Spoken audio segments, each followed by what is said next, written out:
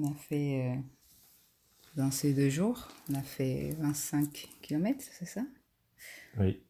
Du chemin de Saint-Jacques de Compostelle. Quel est ton, quel est ton ressenti? On est revenu à notre emplacement de départ. On est à nouveau Puy-en-Velay. Est-ce qu'on a fait ce qu'on avait prévu de faire? Quel est ton ressenti? Est-ce que c'est... Quel est ton ressenti Mon ressenti sur quoi? sur les 2 jours qu'on a fait, sur le chemin de Saint-Jacques?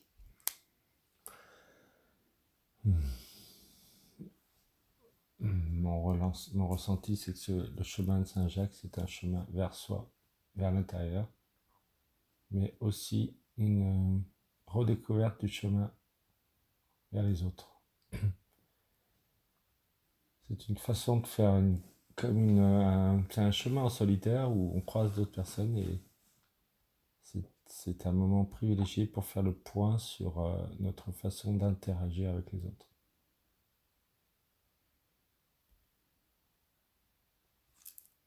Est-ce que c'est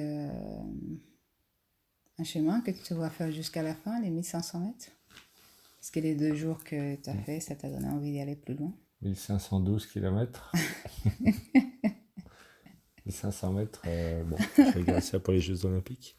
1512 km, je dirais pourquoi pas, mais pas. Je pense que pour faire les 1512 km, il faut compter 2-3 mois, donc il faut vraiment faire ça à un moment, je pense. Il faut faire ça à un moment de sa vie clé où on veut par exemple quitter une partie de tout ce qu'on a vécu avant et je verrais bien ce chemin de A à Z réservé à des gens qui veulent changer carrément de vie, aller vivre à l'autre bout du monde. C'est comme un chemin préparatif et à la fois de nettoyage du passé. Ou quelque chose de symbolique qui marque un avant et un après? Mm. Oui, de toute façon, quand on marche, la marche est symbolique. Quand on marche, on laisse derrière soi des paysages, des gens, et des fois on les recroise. Mm. La marche est symbolique, ouais. Alors moi, ce que je retiens, j'étais curieuse parce que je voulais depuis des années, au moins 20 ans, faire une partie de ce chemin, depuis que j'avais lu L'Alchimiste de Paulo Coelho. Je me suis dit un jour, je voudrais... bon, à l'époque, je me suis dit, je voudrais faire le chemin de Saint-Jacques, mais quand j'ai découvert que c'était 1500 km, je me suis dit, bon, un petit bout, c'est déjà pas mal. Et, et finalement, je me suis rendu compte que, bon, ok, c'était bien, c'était agréable de marcher. J'aurais pu faire la même marche, les mêmes kilomètres ailleurs. Je suis pas sûre que ça ait changé quelque chose. J'ai pas, je pense que j'avais peut-être des attentes, je m'étais créé des attentes en fonction de tout ce que j'avais pu entendre sur ces chemins qui est assez médiatisé, on va dire, assez connu. Et finalement, euh, je me suis pas sentie en lien avec, en faisant les chemins en tout cas, je me suis pas sentie en lien avec tout ce qu'il pouvait représenter. Donc l'expérience, elle était bien à ce niveau-là parce que je peux me rendre compte en les faisant que c'est pas, du moins à la personne que je suis aujourd'hui, c'est pas un, c'est pas quelque chose qui, je sais pas quel mot utiliser, mais on va juste dire qu'il me correspond comme chemin initiatique, ou je sais pas comment appeler ça. Et si je compare ce chemin, ce bout de chemin que tu as fait à ta vie, on regarde la métaphore du chemin de vie par exemple, Mm. qu'est-ce que ça t'apprend sur toi et les attentes que tu as de la vie? j'ai pas eu la sensation de faire des grands apprentissages en fait. Je me suis plutôt découvert, je trouvais que je marchais bien par rapport à d'autres randonnées que j'ai pu Mm, faire. Euh, ouais, ouais, maintenant, oui. Ce qui me vient par rapport à ta question, c'est bah, j'ai appris à voyager léger. mm, Voilà, donc pour moi, ça a été un défi de faire un petit sac à dos et de partir avec un sac à mm. dos pendant 2 jours. C'est pas quelque chose que j'avais expérimenté.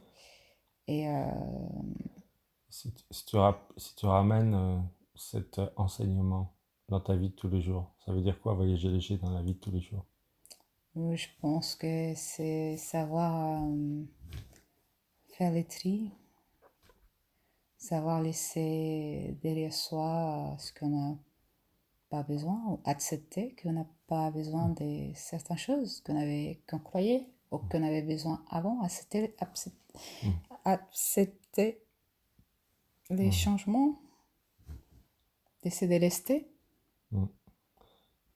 Ça permet quoi ça? voyager léger. Ça permet quoi? Ça permet... Voyager léger, ça permet quoi? Hmm,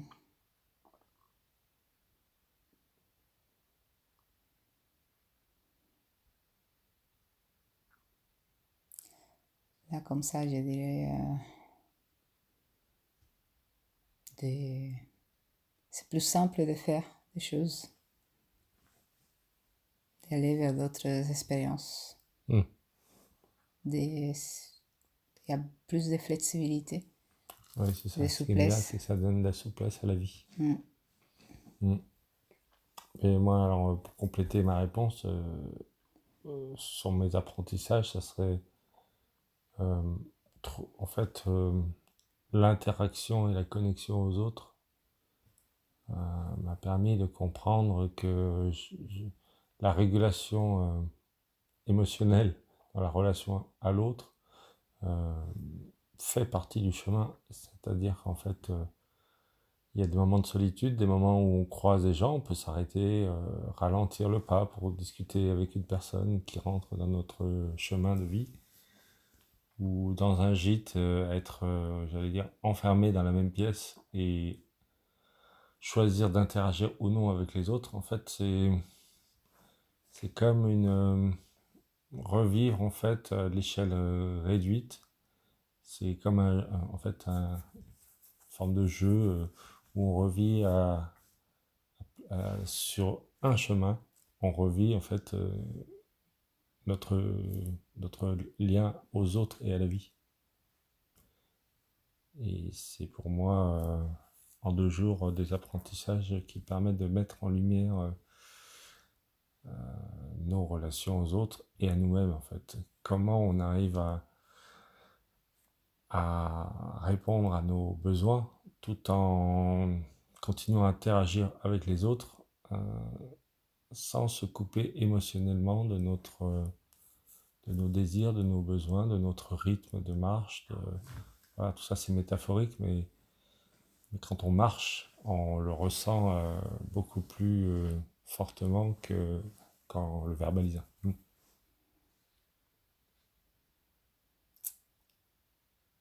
On peut dire que c'est la clap de fin. Oui, merci de ce bout de chemin, Sheila. De rien.